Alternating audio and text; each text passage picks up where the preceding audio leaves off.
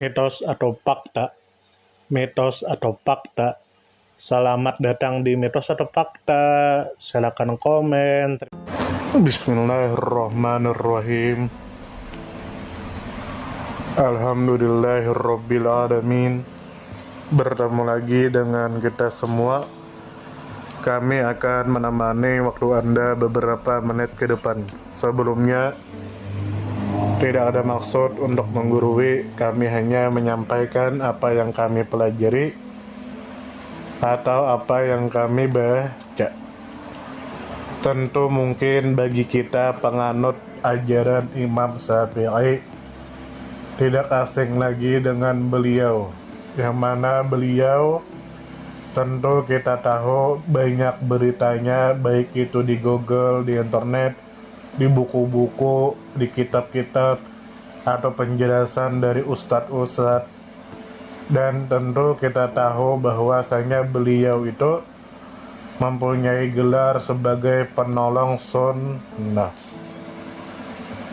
Lalu kita ingin mengenal lebih dekat tentang Imam Syafi'i.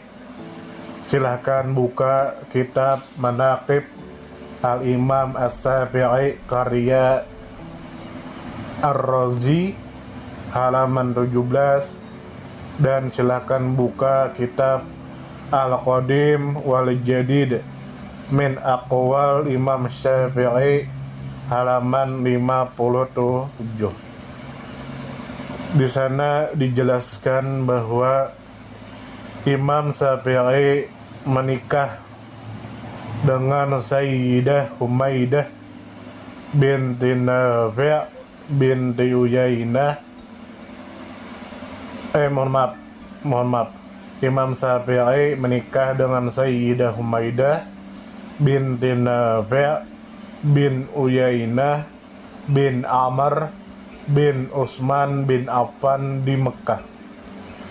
Pernikahan beliau berlangsung setelah wafatnya Imam Malik. Pada saat pernikahan beliau itu mendekati umur 30 tahun.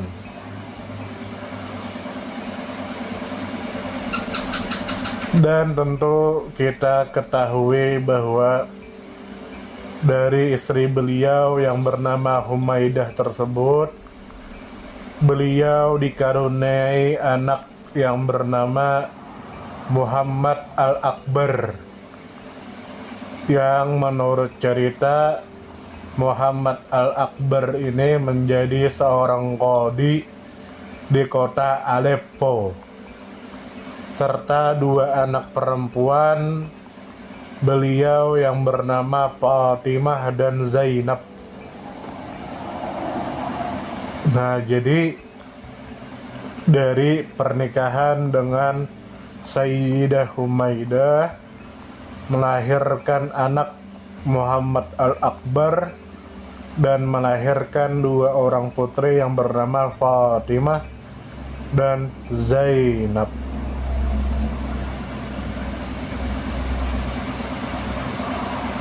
Lalu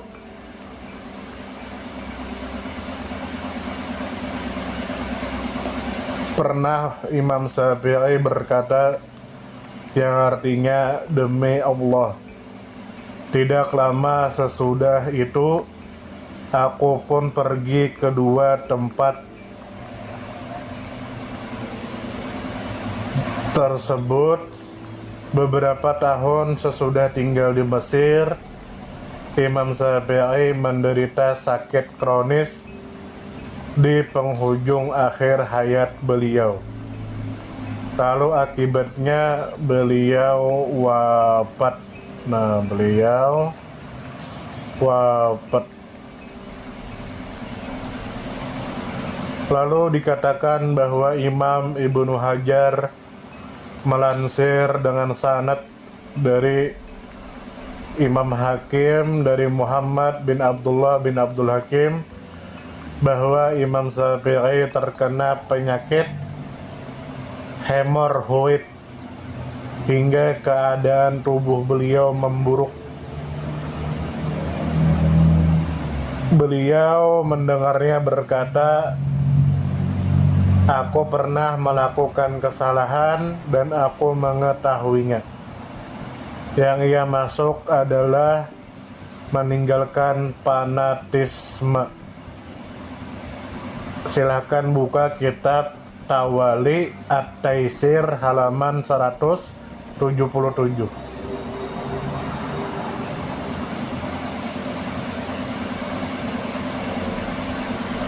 Lalu Al-Hafiz Imam Baihaqi melansir dengan sanadnya kepada Rabi' Al-Muradi tentang sakitnya Imam Syafi'i. Beliau berkata, penyakit Imam Syafi'i sangat parah sehingga terkadang darah keluar dari tubuhnya saat beliau berkendara sehingga melumuri celana, kendaraan, dan sepatu beliau. Silahkan buka kitab Manaqib Al-Imam Syafi'i karya Al-Imam Al-Hafiz Al-Baihaqi jilid 2 halaman 291.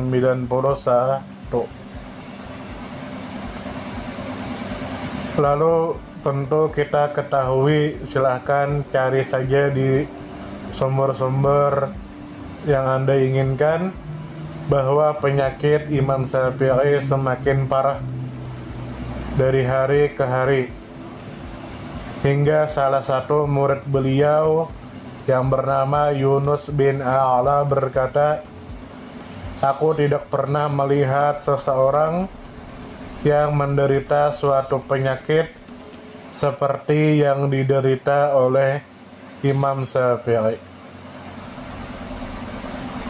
Lalu dia berkata, lanjut lagi, ketika aku menemui Imam Syafi'i, beliau berkata kepadaku, wahai Abu Musa, bacakan untukku ayat sesudah 120 dari surah Asli Imran.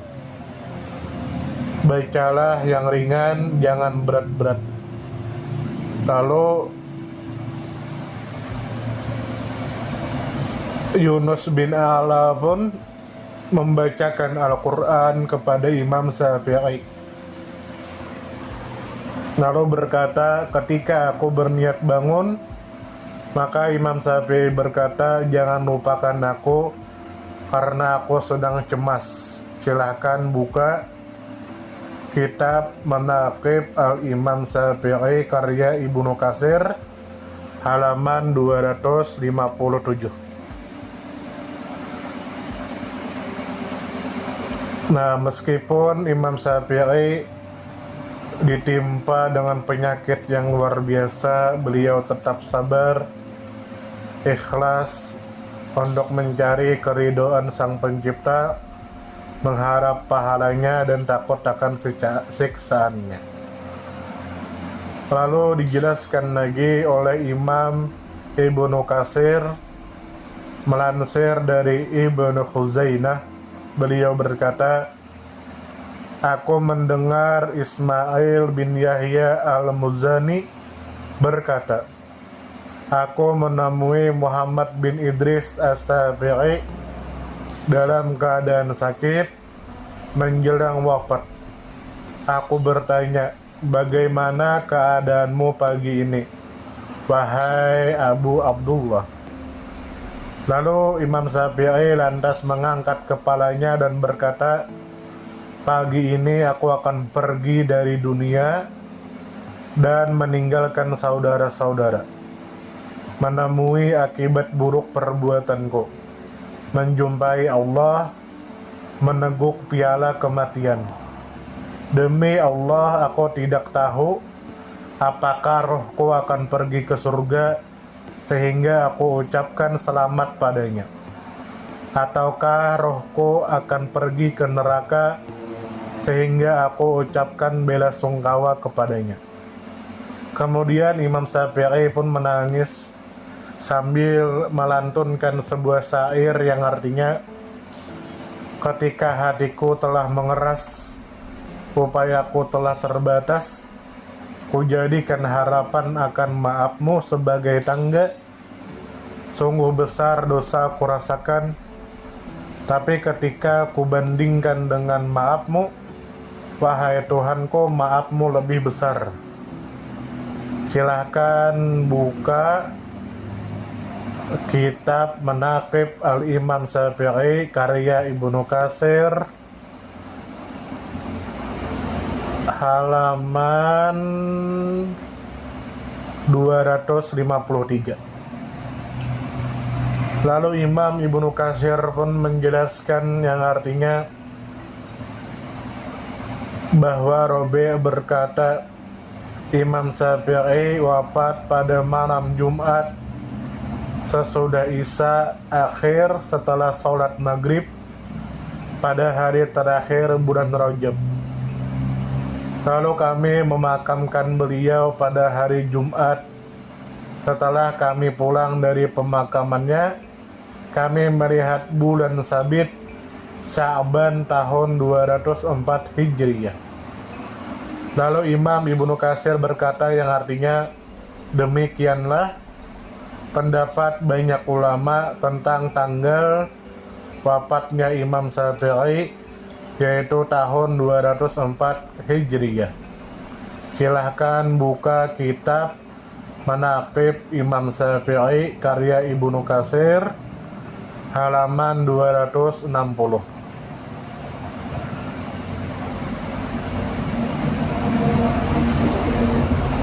Nah, dari sini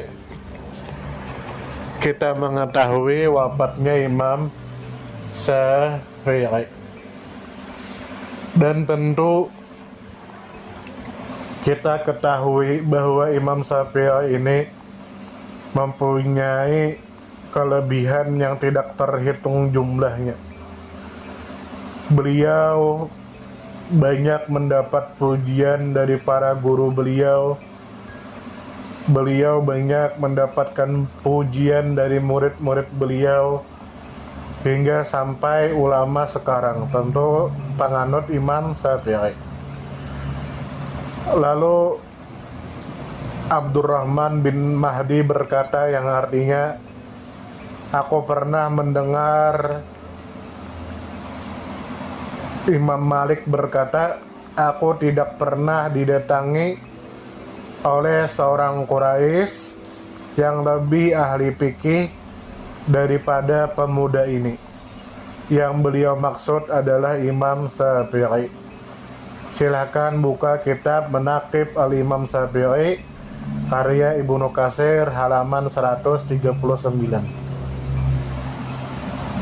Lalu Muhammad bin Hasan berkata, jika para ahli hadis berbicara pada suatu hari, maka itu terjadi dengan lisan Imam Syafi'i. Maksudnya adalah ketika beliau meletakkan fondasi bagi tulisan-tulisan beliau. Silakan buka kitab Manaqib Al-Imam Syafi'i karya Ibnu Katsir, halaman 148. Lalu Abu Thawr berkata, Abdurrahman bin Mahdi pernah menulis surat kepada Imam Syafi'i saat beliau masih muda, agar beliau mengubah sebuah kitab yang berisi makna-makna Al-Quran.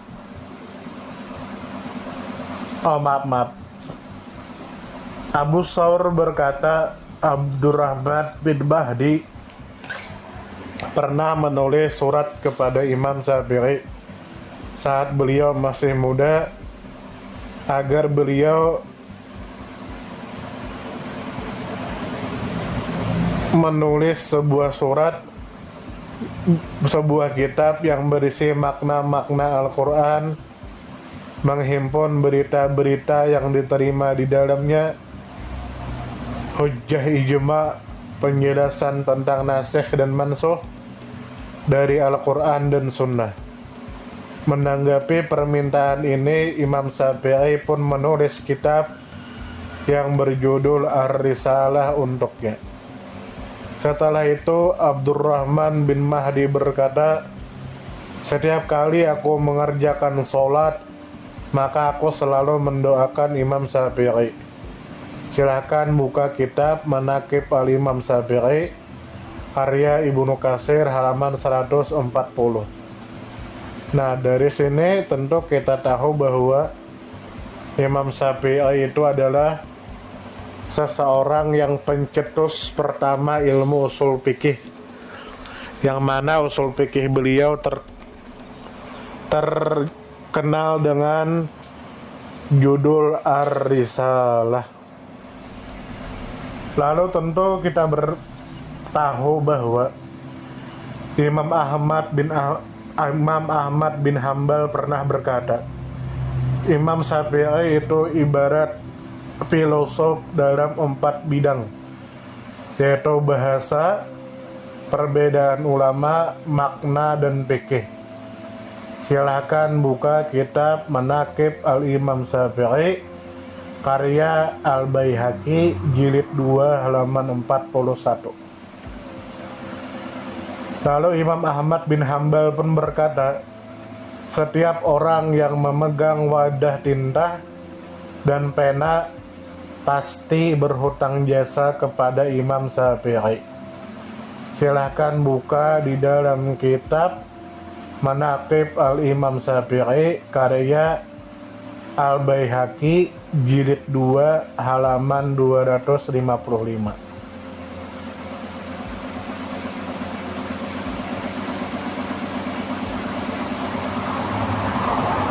Lalu berkata, Az-Za'farani, yang artinya aku tidak pernah melihat orang seperti As-Syafi'i, lebih mulia, lebih dermawan, lebih bertakwa, dan lebih alim. Lalu Rabi'ah pun berkata, Imam Syafi'i membagi waktu malam menjadi 3 bagian. Pada sepertiga malam pertama beliau menulis, pada sepertiga kedua beliau tidur, dan pada sepertiga ketiga beliau melakukan sholat. Nah, jadi malam dibagi 3, bagian pertama untuk menulis, bagian kedua untuk tidur, bagian ketiga untuk sholat. Nah, sampai sini semoga bisa menambah kecintaan kita kepada Imam Syafi'i, dan semoga bisa menambah kekuatan kita untuk memegang ajaran Imam Syafi'i, tidak berpindah ke imam yang lain, walaupun hak kita semua untuk memilih imam siapa yang kita kehendaki. Semoga kita disehatkan badan, dilancarkan rezeki, dikabulkan segala hajat. Semoga kita dikumpulkan bersama Imam Syafi'i nanti di surga. Salam damai.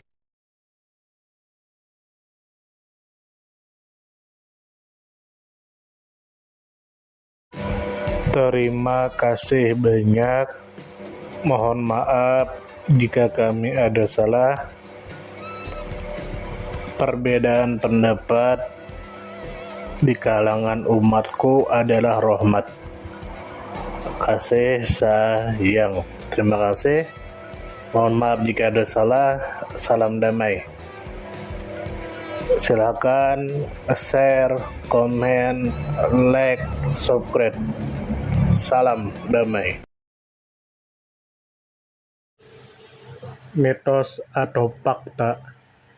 Mitos atau fakta? Terima kasih sudah mampir di Mitos atau Fakta.